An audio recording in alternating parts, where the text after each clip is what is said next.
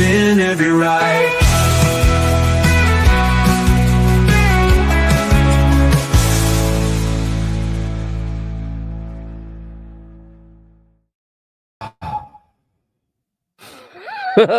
This is Hey, Tony. you know, This is I great.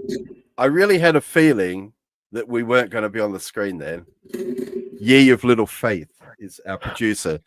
Now, I don't know how many people have joined the show yet. Looks like zero, actually. So We just wait until someone turns up and then start. well, they're not used to us actually being here at 7 o'clock, are they? That's the thing. Yeah. I know that's true. That's true. You're usually fanning about trying to connect all your channels. But tonight, because of the huge sponsorship deal we've struck, we can now afford a producer. This is really luxurious and special. Yeah. Have you got anyone yet? I don't know. You know me. I don't do it for the numbers or the views. I just do it to hang out with you on a Tuesday night. You know me. I don't do it for the what's that? Oh, there we go. We got one. We got one. We've got one. Don't go away, please stay. Don't go away. Don't go away. Ian Duncan. I like Ian Duncan. He used to be what was his position in the UK government? I forget. Oh, he may have heard that before. Or he may have heard that before. If that's true, he's gone now. No. Brilliant. Well done. Right. Oh, and hey, was that our producer that did that? That made that happen? I'm not doing that. This is great, isn't it? So we can respond to the comments that come onto the screen chosen by our top producer in the background. Excellent. But I look invisible. She's got a green outfit on. Or it's yeah. She's AI there. plant. Yeah. Is it AI maybe? I'm in disguise, but I'm gonna let you guys have a good old gas, and I'll put any interesting comments up. I do have some good old gas this evening, I'm afraid to say, but I'm sure. Luckily, I'm in the car on my own on that sort of occasion. How are you, Tony? Yeah, I'm very wealthy. I've got a bit of a cold. I tell you something funny. Sound a bit coldy. Yeah. You know, my mum always used to say, "Oh, don't go out in that rain. You'll catch your death of cold." You know that, and I always just roll my eyes and go, "Mum, it's bacteria or a virus." You know, the cold, the wet.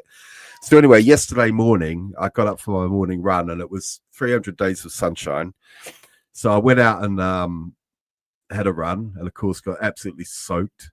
And so by the afternoon I was sneezing, and today's a very rare day for me because I didn't go out and do my steps at all. I just got this morning. I had my alarm set for 5. I looked at it and went no. And really? Got That's up at most 8. unlike you. Got up at 8, which might sound early for some, but for me is very, very late. Yeah. I know. And did you feel the spirit of Jordan Peterson berating you? And what's his name? The Bruv Party guy, Andrew Tate, standing at the top of your bed saying, "Get up, you weakling." Oh, yeah. Well, I did read something interesting today, funny enough, and it said you should never tell people you feel sick. You should tell people you're getting better. Mm-hmm, absolutely. Well, yes, on that note, I think scientists can add to virus and bacteria mother's autosuggestion. Because finally, she was right, wasn't she? That she was right. Yeah. That can be entered into the scientific canon, I think, officially now. Yeah, well, and you're the living proof. Look, I'm sure most of us. This is what's happened, Fleedom. Carl has a lot more subscribers than I do, and now he can afford a producer. He's got a producer, and he's right now he's in his private jet. That's what's happening. He doesn't even have to be in the studio anymore. He's coming to you live from 30,000 feet. I'm on my way to see Andrew and his brother, whatever his brother's name is. We're into discussions about the Bruv Party. There's going to be a position for you in that cabinet, obviously, Tony. You're going to put me in the cabinet? It could be worse. It could be in the shoebox. No, in the Bruv Party cabinet. Bruv cabinet. What's it called? What's it stand for again? It's terrible. I don't know. I only know that because you told me last week. Britain's rank underpants party or something. I don't know. It was terrible. Yes, I'm in. Yeah. Right. Now, there are a number of things you suggested we talk about. I did like Battle of the Beliefs, and you sent me a pretty shocking document, which I don't think I'll be able to read on my small screen on the back of the seat of my private jet. Which here. one was that? The existential iceberg, which had me thinking, it's like, what beliefs, battle of the belief systems, what is it that gets you through? Is that your sort of article of faith then, the existential iceberg? Is that why you shared it with me? What I'm interested in about the existential iceberg is a lot of these ideas, and I'm sure I'm not the only person that's had this experience, but a lot of these, I can remember kind of independently thinking about these when I was a kid. So the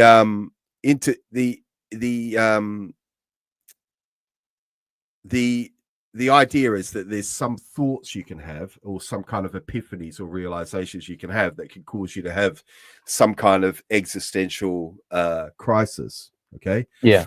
So for example, a lot of them have got a lot to do with free will. Yeah. So one example might be this idea, and I can really remember thinking about this when I was really little, is thinking, if I know how any two atoms behave, because there's laws, allegedly there's laws that tell you how things behave. What is it? Cause and effect. Yeah. So if I know how any two atoms in the universe behave, and I have the resources, I should be able to extrapolate everything else that's going to happen going forward from the interactions of those two atoms. Yeah. Yeah. Possibly. Yeah. Well, possibly, yeah. Yeah. So this leads into this idea that everything is predetermined because of this very simple law about cause and effect. Mm-hmm. So, like randomness is an illusion and everything like that. But yeah, this is an example of something that's on the existential iceberg crisis now, and at the top of kind of the sort of more mundane ones. Are you going to put it on the screen? Can you do that? I can. I'm trying to find the best version of it, because there's a few. Maybe if I open this one. And it is in the realm of beliefs, isn't it? I mean, I don't have, in the way that you and I were having a bit of a ding dong on WhatsApp earlier on today, in the same way that I'm not too fussed about debating, I'm not too fussed about beliefs either. I think they're a kind of parlor game, sort of sideshow. They are something that goes on in the mind of humans that is irrelevant to the reality. Although if subscribed to, can affect the reality of that individual who is influenced by those ideas, if that makes sense. Yeah. I mean, it's just it's still interesting to me, just as kind of thought experiments, and I wondered if people thought of these things as what would cause existential crises. So, like, I'm not having an existential crisis, Freedom. I am in my private jet. A midlife crisis. A midlife crisis is a bit different, I think, to having those sorts of thoughts, Freedom. But I thank you for your concern there. Good to see you, Jackie, as well. I didn't realize the comments would be so small. I've had that as well. When you're on a phone, they kind of just tiny, scroll by they? as well, and they scroll by. Yeah. I just to give you an example, would you like because to read the comments out? Actually, yeah, we'll come back to you to read some of the some of the comments out for the visually impaired a little bit later on, if that's okay. Just give me a shout when you want that. Okay. Oh, she is good, isn't she? She's doing very well. She's doing very well. Yeah. So some of them people who are with us tonight may have heard of, but some of them are kind of, let's say, a little bit, more easy to think about, like God made everything, for example.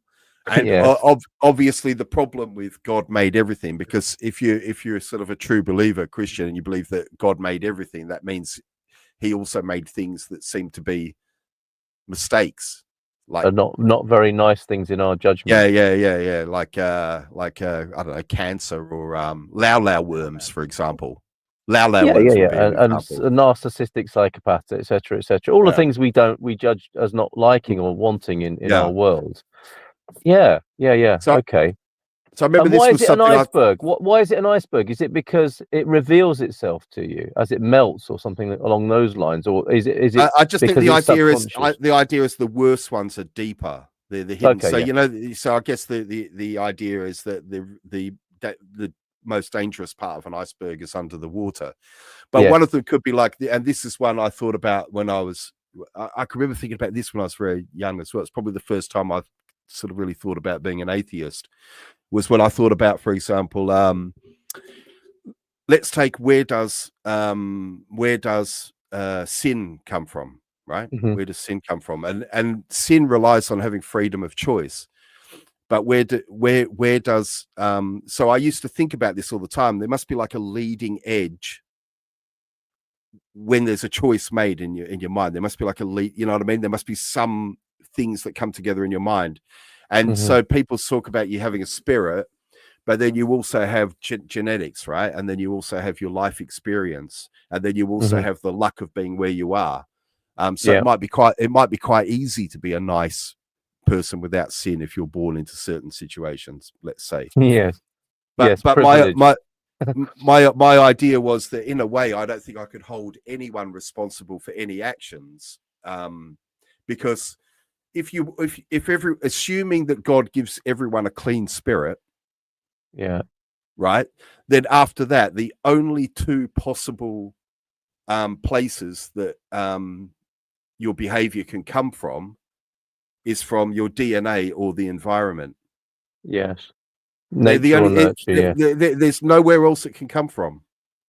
So when you have that realization, so this is the chance to have an existential crisis, because when you have that realization, you realize that obviously for practical purposes you can't do this, but if you have that realization and accept it at face value, you really can't hold anyone responsible for any of their actions, even if there's no spirit. All your behavior either comes from the genetics you were born with, or your environment, the environmental pressure. So it's completely unreasonable to hold anyone responsible for any actions, good, bad, or otherwise. So this would be an example of a possible existential crisis. It sounds a lot like being in a philosophy course where you would ponder these things. What practical application would they have, do you think? Well, it doesn't have any particular practical applications. It's like simulation theory. Right. So you're running a kind of existential simulation for the purposes of entertainment. So, for example, as a like I accept when I hear, and maybe at some point somebody smart will come along and explain to me what is wrong with the theory of simulation theory. But for example, when I have had simulation theory explained to me, I find it hard to imagine that we're not in a simulation. The logic seems really sound, because it's just the odds against it that are virtually infinitely high, that we're not in a simulation. But have you not put yourself in a suggestive position by entertaining the thought in the first place? Well, not really. I am I'm okay with just saying, well, for practical reasons, I can't. What am I going to do? What am I going to do with it? Am I just going to fall into a puddle of? Am I just going to fall into a puddle of nihilism? It doesn't make any sense, Yes. Yeah. And then so there's a lot of these examples. And another one that's quite further down is the omnipotence paradox. Do you know about that? Yes. No. Sounds interesting, though. Well, you may have seen the meme that talks about it. So whenever there's a natural disaster, the meme usually gets turfed out, which is, so there was a tsunami and it killed 100,000 where was God? people. Where was God? Where was God? So God either made it happen. Yeah. Didn't do it, but chose not to stop it. Didn't do it, but couldn't stop There's it. a lot of presupposition in there, though, isn't there? You have to start somewhere with that theory. Or wasn't there.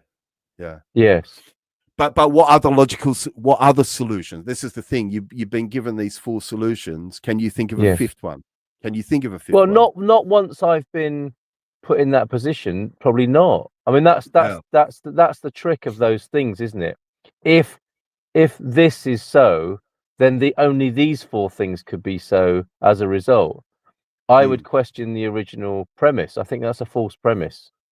And interestingly, when you said if God made everything and then went on from there, that to me is a very interesting proposal or statement, because that's another way of looking at God would be to say whatever made everything is God, which is different to God made everything, isn't it?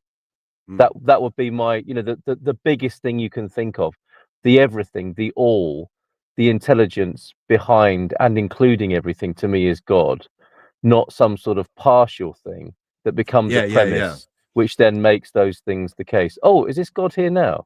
Yeah, God. the producer. God Right. is the producer. Yeah. May I enter into the conversation briefly? come on, look at here that. we go. We said this shouldn't happen, didn't we? This wasn't meant to happen. Paul said there are lots of presuppositions. I'm gonna have an existential crisis. Me too. We're gonna walk. Munson and the Geezer might walk. Okay, I'll piss off. No, go on then. no, Go on. Oh, come on. Right. We can't truly have freedom. Like, there are, I think a lot of it depends on, the original sentiment there, the whole idea about the omnipotence paradigm,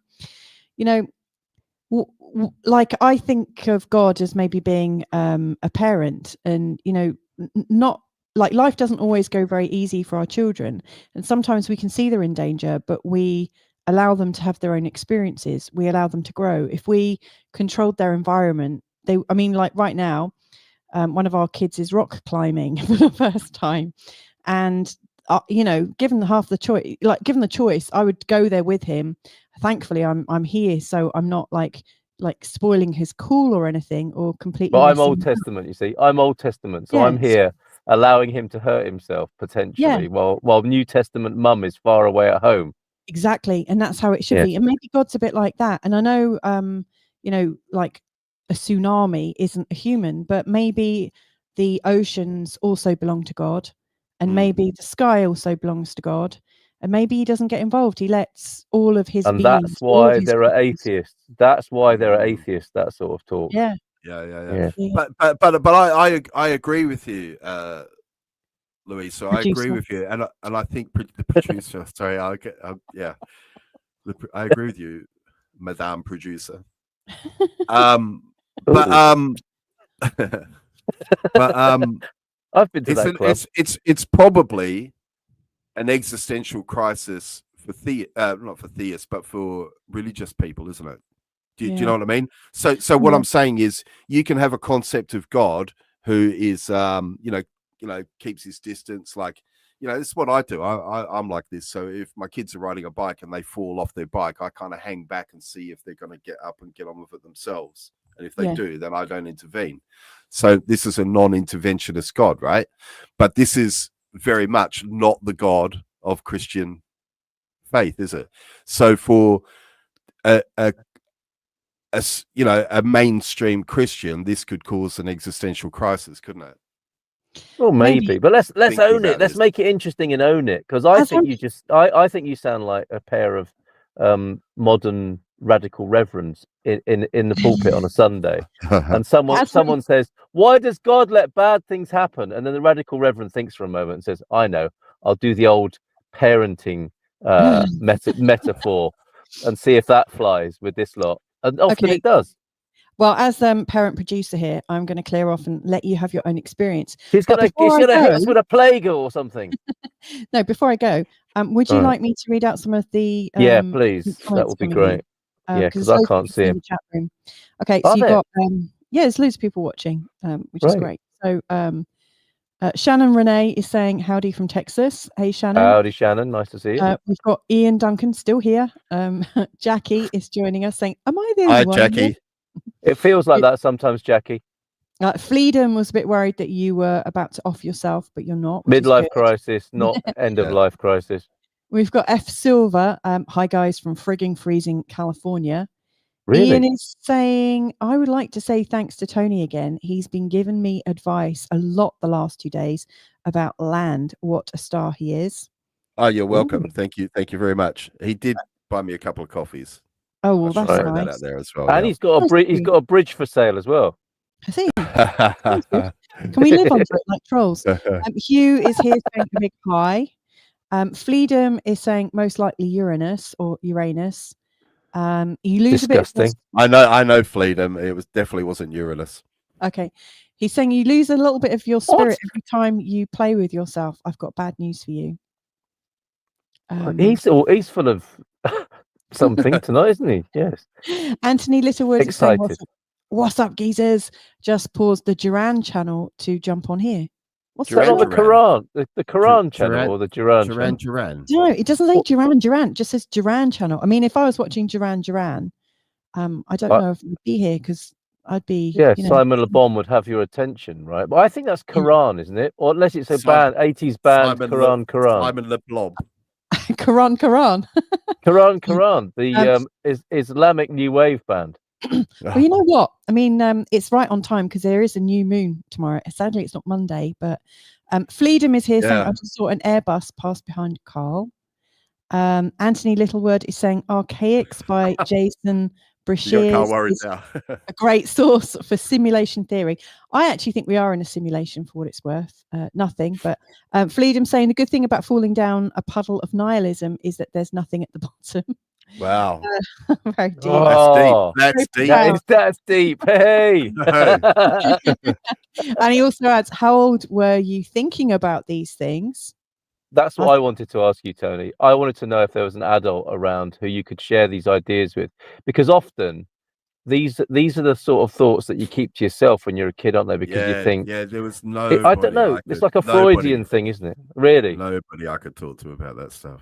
Nobody. Did you try, or did you pride yourself on being private, introverted, and intellectual? I think that nobody who knew me then may have known there was that side of me, or would have just told you to cheer up, you little sod, and go and watch telly or something like that. Well, I kind of my first sort of existential crisis, if it was, I don't want to overblow it. I didn't like, but I was very, very. When I say young, I wasn't a teenager. I was before being. Oh, bless you. Yeah, And what had happened was, it was my mum. She was going through a phase of trying to get back into going to church, and so I got dragged along to that, and dragged is the word, but I remember I had to go to Sunday school, for example. But at the same time, my mum bought me a lot of science books. Yikes. So I was into I liked reading books about space, and I liked reading books about dinosaurs and things like that. And I remember, thinking, this is weird. So I experienced cognitive dissonance, although I wouldn't have been able to put a name to it. But I was sat in Sunday school listening to a person tell me this. They always tell children this. The thing is, well, no, I'll just say it. They always tell children the silliest stories. In Sunday school, and for example, in what way, or what? Well, Noah's Ark. Right. Okay. But it's only silly if you apply it literally, right? These are useful stories in a way, aren't they, to illustrate something? Yeah, but you say that, and I think that I do. Yeah. Well, I get. Yeah, of course you do. But when they're taught it, and if you've ever read Sunday school teaching books, they always make a point of saying make it real, because the idea is you've got to get children. They know it. That you've got to get children indoctrinated early, otherwise they're gonna, you don't want them seeing the other stuff. You don't want them knowing that. Hang on a minute. Wow, how can the Earth only be 6,000 years old if dinosaur fossils are? Yeah. Yes. Yeah. Do you know what I mean? Well, so I had that very early. If you're raised by paleontologists, it would be the other way around, wouldn't it? Probably. Dinosaur parents make it sound really real, so they reject all the other stories. So I mean, you can say with perfect utility. Well, the God I believe in, you know, made the first replicators and had a plan that all those things would become life as we know it on Earth. And that's fine, but that's not the God of the Bible.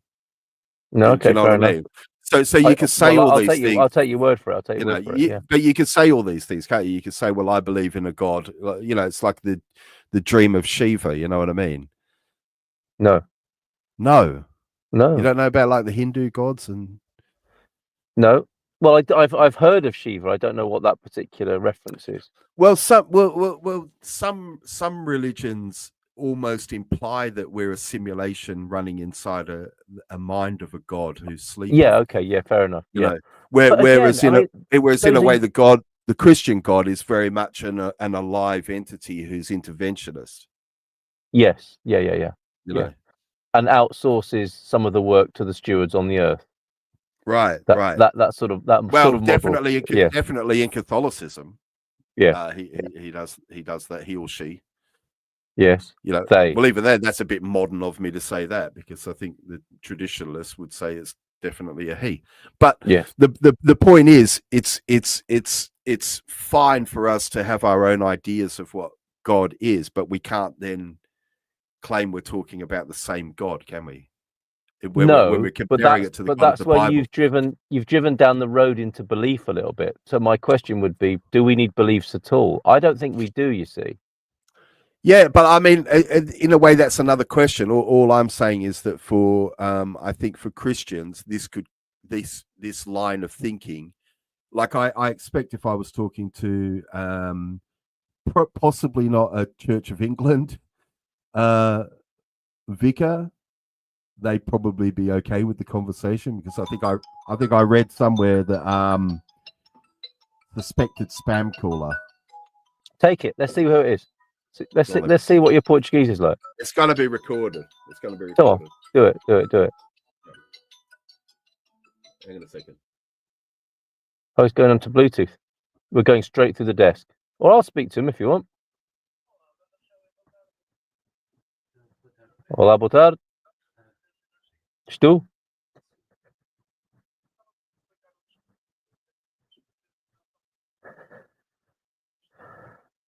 Who is it?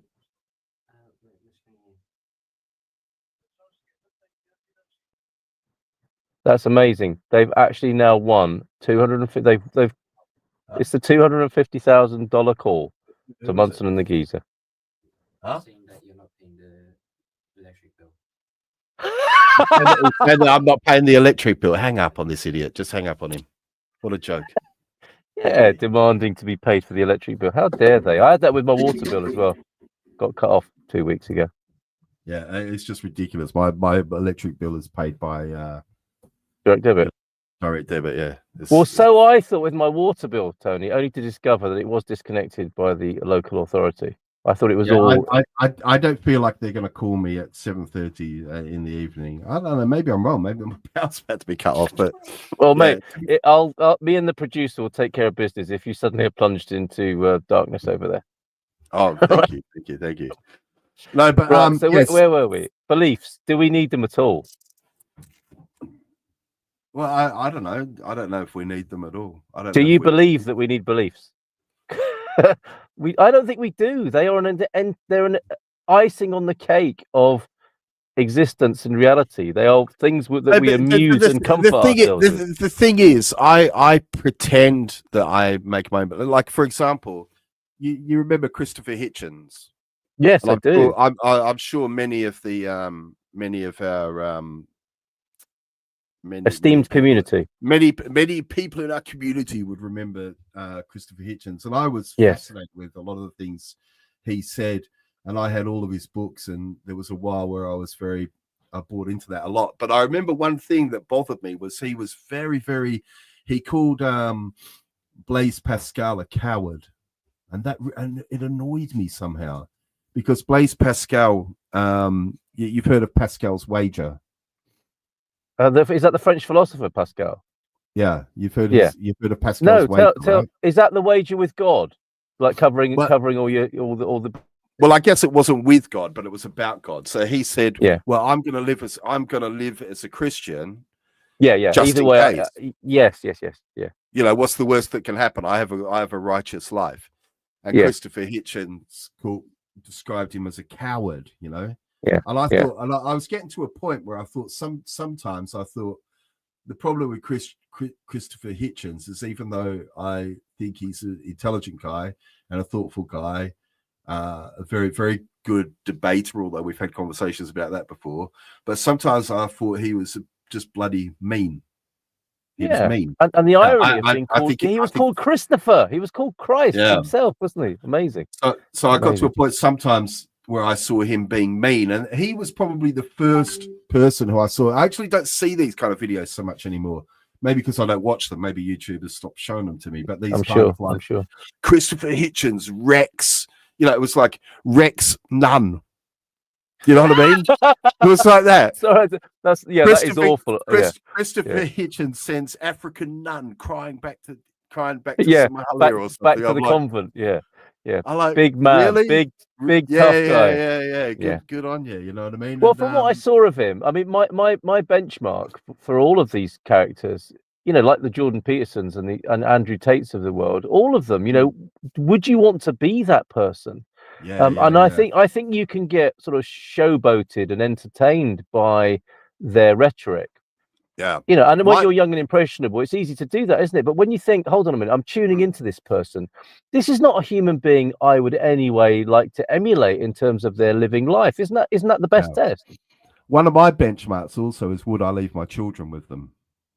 Yes, very good. And the 2 pints, there's the 2 pints theory, isn't there? Would you get onto a second pint with this person? Would you have a courtesy 1 pint, or is it going to be 2 pints with that person? His brother Peter, yes, love Peter Hitchens. He has a later found humility, I think, that maybe Christopher Hitchens never had the chance to cultivate. But Peter Hitchens talks of his life when he was a Marxist. Like a serious communist, and how he's become a far, or by the estimations of others, a far right guy. Hold on a minute, this. Peter Hitchens is an example of someone like this. There's a subject he speaks a lot about, which is drug legalization. You know. Yes. And I'm an example of a person. I don't take drugs. I don't drink alcohol. But generally speaking, I believe that as far as possible, people should have the freedom of choice to do what they want. And when I worked in social care, for example, I at least in part thought that a lot of the harm that was being done to people and the community with regard to drugs was caused by it being illegal. Yeah. So it is a difficult line. But I thought that a lot of the criminality, the ill health, and the other negative effects that were coming from the users of drugs that I worked with, a lot of that was was a product of the criminality. Yeah, fair enough. And who know what I mean? To speak? Yeah, who's better to speak of it than somebody with some personal experience rather than just a lofty philosophical point of view? But Peter Hitchens won't accept that. So for Peter Hitchens, he has to save people from themselves. Whereas my argument to him would be, even if heroin was freely available, I wouldn't take it. Yeah. You know what I mean? And I do remember we're going off on a tangent here, Munson. It's unlike us, isn't it? Yeah, but I do remember seeing some experiments where I mean, if you ever had an experience where you've been in hospital and you've been on morphine, for example. No, I haven't. Never. No. A few years ago, I was in hospital and I was in a lot of pain. And I had they call it a morphine buzzer. They call it. What you could administer yourself? Every 4 hours, I could press a button and of course, it felt awesome and the pain went away. And they talk to you about it because they say there's a risk of becoming addicted. Really? To the morphine, it's a risk.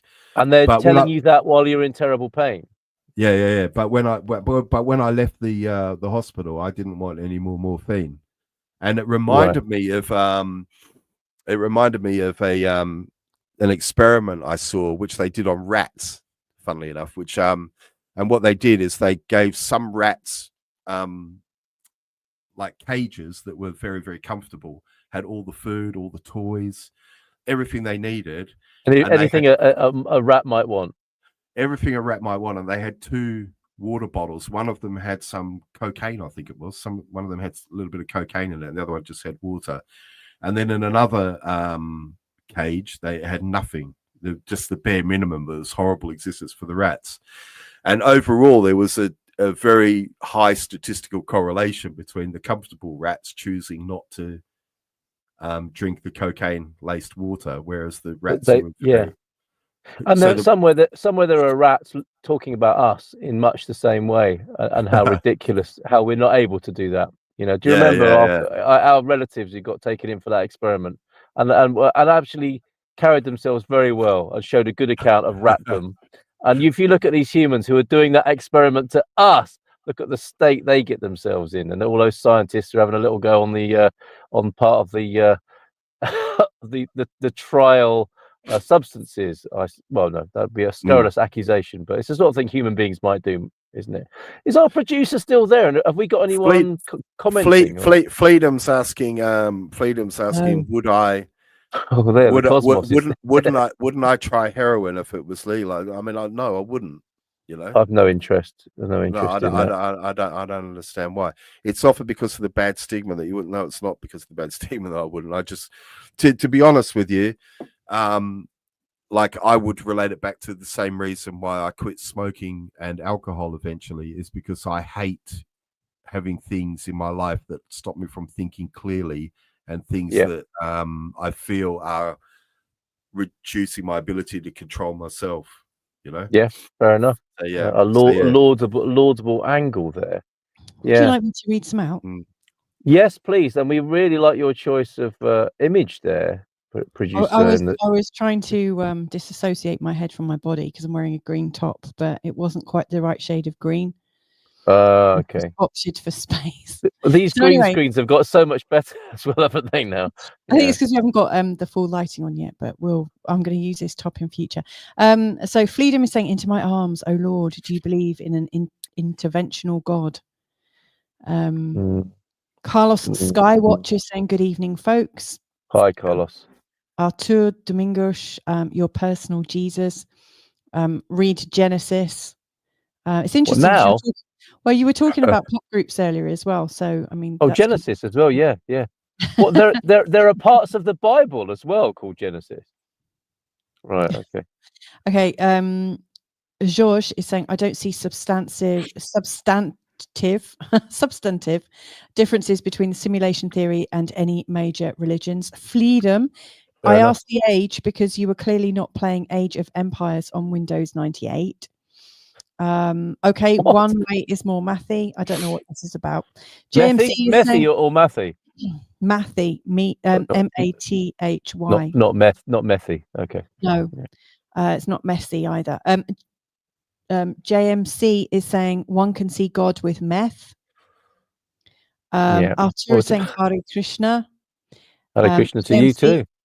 Shiva, the destructor and the creator of life. So yeah, I'm guessing there's people here that understand a little bit about Hinduism. Yes. Freedom is it's God calling dummy. Of course. Yes, we didn't think of that, Tony. About my nobles are saying, I mean, imagine that. Imagine being God calling you on the phone and being marked down as suspected spam. That's the age we live in. Well, that's what they say about that. That's what they say. You know, the second coming of Jesus. And he's probably already here, but he's locked up in some lunatic bin somewhere. Right. Yeah. Oh, full of meds, you know. No, I really am. I really am the real Jesus. Yeah. Apparently, let me out and I'll walk on water. No. Just get back in there. Yeah, but go back in there. Like ascended masters aren't necessarily known in their actual time. They're known usually after their death. I often feel like that. I felt like that a lot. Have you had that as well? Have you got? But do you have any of the what's it called? The what sort of complex is that? Messiah complex, Tony. Do you ever get pangs of that? Well, you know, a few weeks ago you heard my story, my Christmas story. Yeah. Oh yes. Oh yeah. No, I had it a lot as a kid because I went through a similar situation to you of being taken to Sunday school, being completely terrified, and then it occurred to me I might actually be the living Jesus as a small reborn child, and that nobody knew, and I entertained it more and more, which is not it didn't go down especially well, mainly because I didn't tell anyone. I just had it as a private kind of. Well, this is an example of something that could be an existential crisis, couldn't it?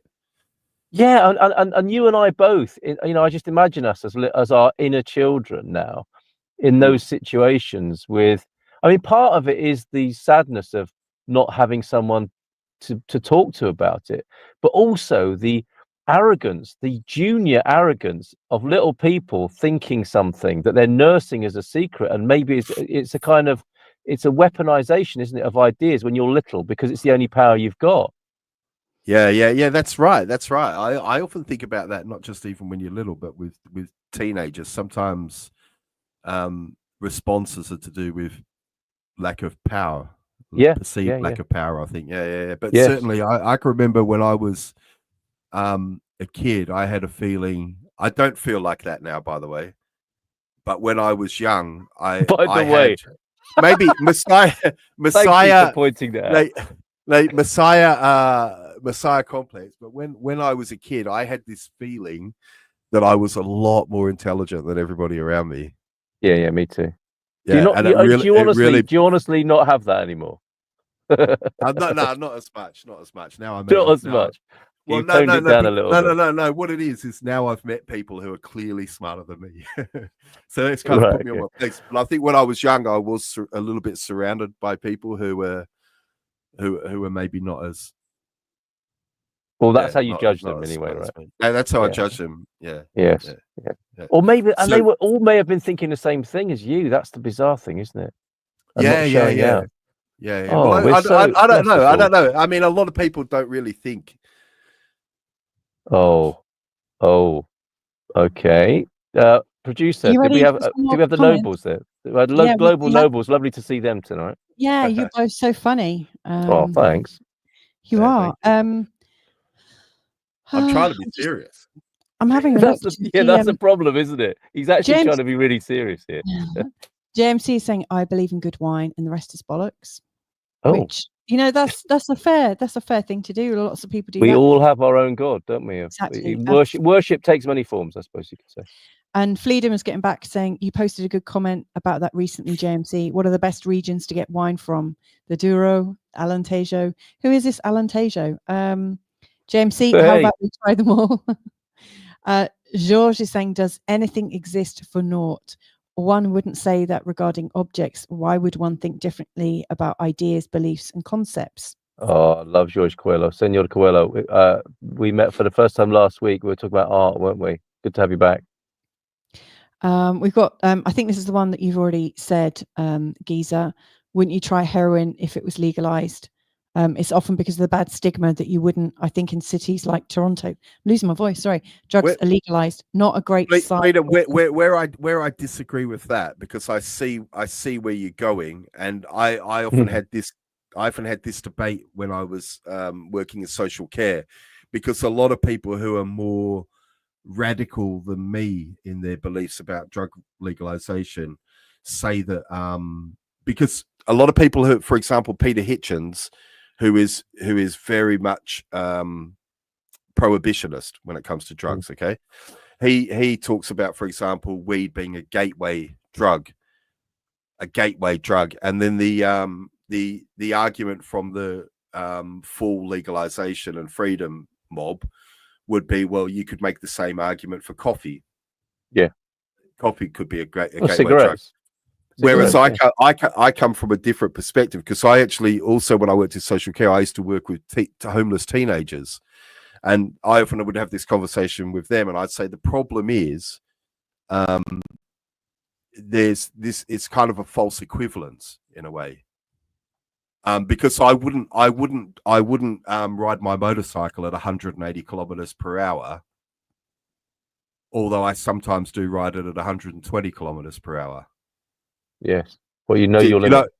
Yeah. I don't think they're equivalent. I don't think they're equivalent. You know, I don't think they're as addictive as each other, for example. So there's a lot of aspects to it, you know.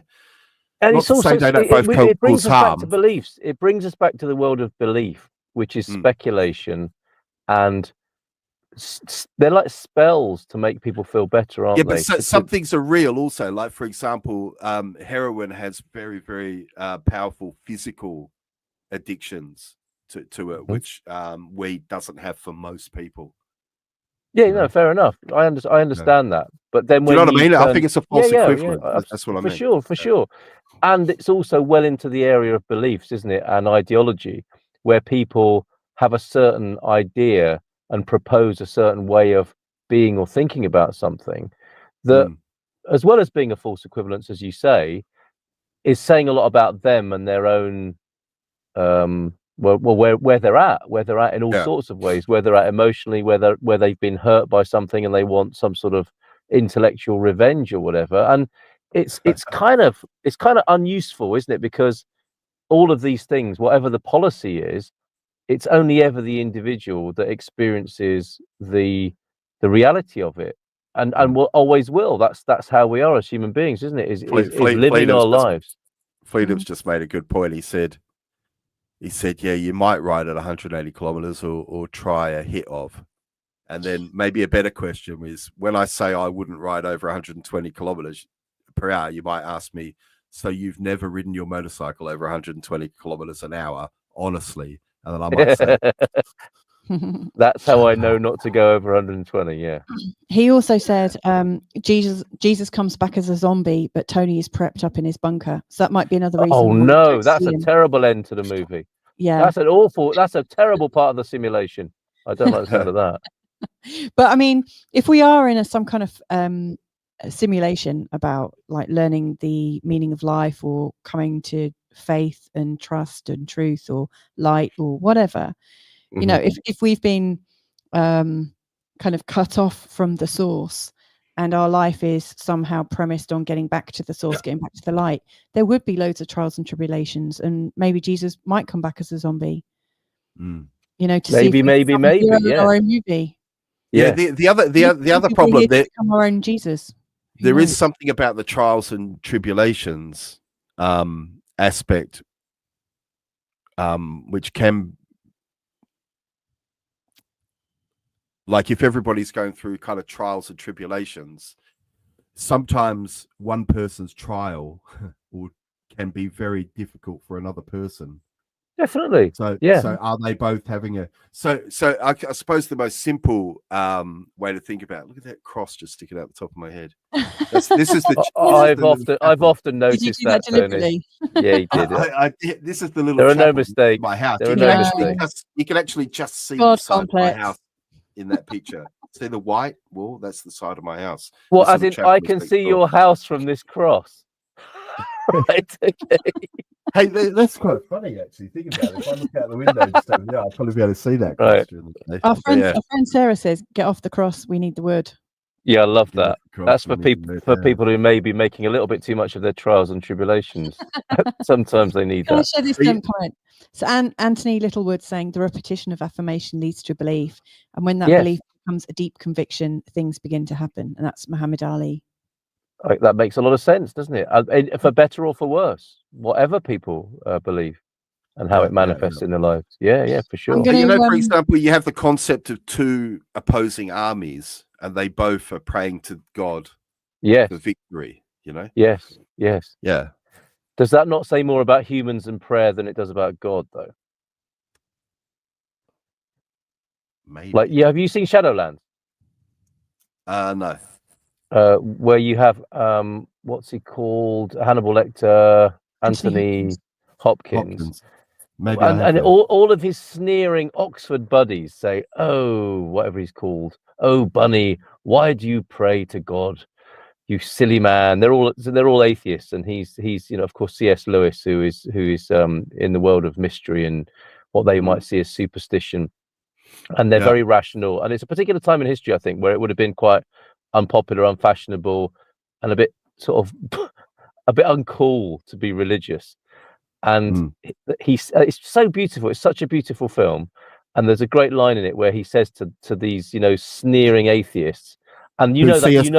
Lewis. C.S. Lewis. Yeah, he is portrayed as C.S. Lewis in the movie, and the sneering atheist vibe I'm talking about. I'm sure, Tony, you might have been on the end of it from time to time. And he says to this guy, I might have been the sneering atheist. Same here. So I know it from both sides of the pulpit, as it were. He says, I don't pray to God because it changes God. I pray to God because it changes me. Yeah. And I think that is so beautiful and can help us with our projections and owning things and not blaming God and not having this rationalized polar relationship to the divine. It's essential and immanent and complete, and that's a sort of, you feel the power of praying to God because it changes you, rather than the, like in the army example you've given, two armies facing each other, both supposedly praying to God to win. That says something about them, doesn't it, more than it does about God, perhaps. Geezers, you've got 9 minutes left. Would you like me to go away and then just come back with some comments at about 2 minutes too?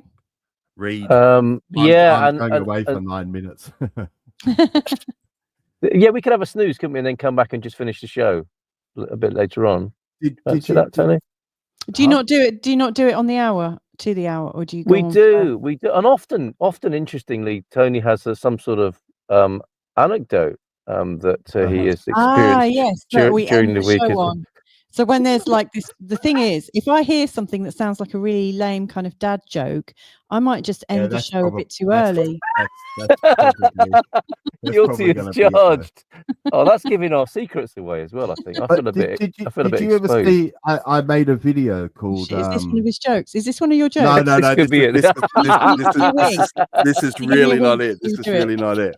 Right, you'll make a sign.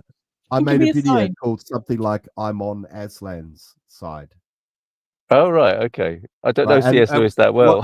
What this was because I had a few people who were asking me about my because if people ask me, I say I'm a Christian. I'm a Christian, Yeah. And that's a decision I've made. Yeah. And anyway, I was trying to think about how to explain my position, because I think I've explained before. Sometimes you can break sometimes you don't want to talk about things too much. Do you know what I mean? Because I don't want to. I don't think it's something that can be rationalized. But then I remember a book that I'd read. It's in the Narnia series, but it's not Lion, Witch, and the Wardrobe. I think it's called The Silver Chair. There's book 5, I think. And in book 5, there's a character called Puddleglum, and he is a marsh willow. That's what he is. He's some kind of mythical creature. He's called a marsh willow, and he gives a speech. And what it is in the story. There's a witch who's enchanted this part of the world so that it's always everyone's become sleepy and forgetful, right? What a great metaphor! What a great metaphor! Everyone's become sleepy and forgetful, and they don't realize that there should actually be a sun. So the sun's not shining, but nobody notices because they oh my goodness! Is that is that book 7, Chemtrails? No, sorry, that's a different book. Sorry. And the Marshwiggle stands up and he says to the witch, he says, all you've been saying is quite right. I'm a chap who's always liked to know the worst and then put the best face I can on it. So I won't deny any of what you said, but there's one more thing to be said even so. Suppose we have only dreamed or made up all those things, trees and grass and sun and moon and stars and Aslan himself. And of course, Aslan is C.S. Lewis's Jesus in that series, right? Suppose we have, then all I can say that is in that case, the made-up things seem a good deal more important than the real ones. And suppose this black pit of a kingdom of yours is the only world. Well, it strikes me as a pretty poor one. And that's a funny thing when you come to think of it. We're just babies making up a game, if you're right. But 4 babies playing a game can make a play world which licks your real world hollow. That's why I'm going to stand by the play world. I'm on Aslan's side, even if there isn't any Aslan to lead it.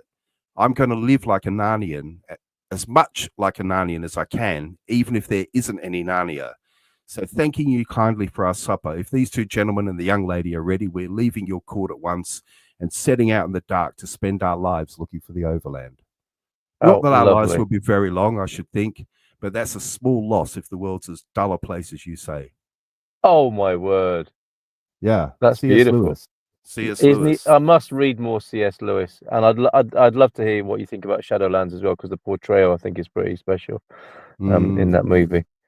Yeah. Wow, Tony, that's superb, and what a fabulous, metaphorical writing, and so useful in this time. I mean, he wrote that 70 years ago.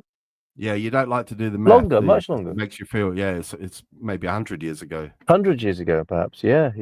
To suit a time and to tell a story, and to substantiate his own faith through the writing, I suspect, as well. 75 years ago. Wow. Wonderful. Yeah, 75 years ago. Long time. Blimey. Okay. Well, star of the show then, C.S. Lewis, this evening. And have we got any more comments there, producer? I'd always like to make sure people have been honoured and acknowledged for we've being got lots. here. Some of them are just like one word, as if people are boring. Sort of Ricardo Abonado. Yeah, we've got Ricardo saying, "Why not live a decent life and let it be?" Yeah, that could be it. Nice. Yeah. That's really lovely. Especially sort of riffing on the idea of the C.S. Lewis story that you were talking about, and Pascal's gamble, Pascal's wager. Yes. And then JMC is saying existentialism is a sign of old age. Good existentialists like me, a 6-year-old grumpy old farts. Yay, good for you. And then Fleedom is saying I'm half an existentialist, so he's obviously half the age. A wannabe. He's not quite there. Lee McGrady saying good evening. Evening, Lee. I'd love to hear. Like that. He'd say it with a different accent, wouldn't he? Evening all. He'd say evening all. And what utter bollocks, Munson. What utter bollocks. I think as well. Fleedom's talking, I think, about drugs still. He's been on a drugs drive for quite a binge. He's giving you. He's doing a lot of self-censorship. We've got absolutely no chance of any monetization. Step 2, step 4 on how to go and score by the looks of it. Oh dear, we're not going to get any money out of this video, then, are we? This is going right to the bottom of the nihilistic algorithm. Well. I think. Ricardo did earlier say Ali, as in Muhammad Ali, was a fool, believed a bunch of virgins after death. Okay, yeah. So there's a little bit of fight in the chat room. Always. Is that how it is with you guys? It can be, but with a lot of respect. It's not black and white. That's what it's a grey area. It's and it's open, and we don't try to be too conclusive or judgmental, even though we don't always manage to do that. Lila is saying hello. Hello, good evening to you. Lila. I think Tony, must be one of your subscribers. I see what's happening. Yeah. Lila. It's a beautiful name. I see what's happening. Yeah, that's good. Thanks, producer. Keep it up. So Tony, did anything interesting happen in this last week to you? Before we do that, I just want to ask you, what's the most I don't want to be offensive to any of our Portuguese. Oh dear, he's going to be offensive. But what's the most unusual Portuguese name you've come across? Unusual. What, as in that you don't hear very often? Yeah. I don't know. Before we answer that, can I just say, Fleedom is saying, I know I was outlining the steps of how one can easily become an addict, anti-drug arguments. My apologies. I wasn't being a very good producer there. My apologies. Absolutely. Totally misrepresented. We are really coming up for the last 30 seconds. So it was just I met this guy today. And I said to him, what's your name? And he said to me, Jathan. Jathan. Like Jaython. Jathan. Yeah. You know what I mean? And I really like to, I don't know about you, but I really like to try and remember. That really was his name? Yeah, Jathan. Jathan. I like the very old-fashioned Portuguese names that you don't hear very often, but I can't. None of them come to mind right now.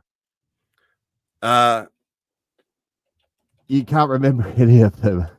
No, I can't. But anyway, Tony, have you got any final thoughts? Then, have you got any final thoughts, Portugeeza? Right. Well, obviously, just let me explain this because it was quite funny. Okay. So I really like to try and remember people's names. So I said it a few times. I said Jathan. I said, okay, nice to meet you, Jathan. And he said, are you serious right now?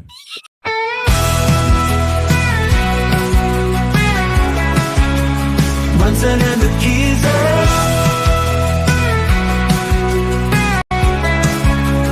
Munson and The Portugeeza.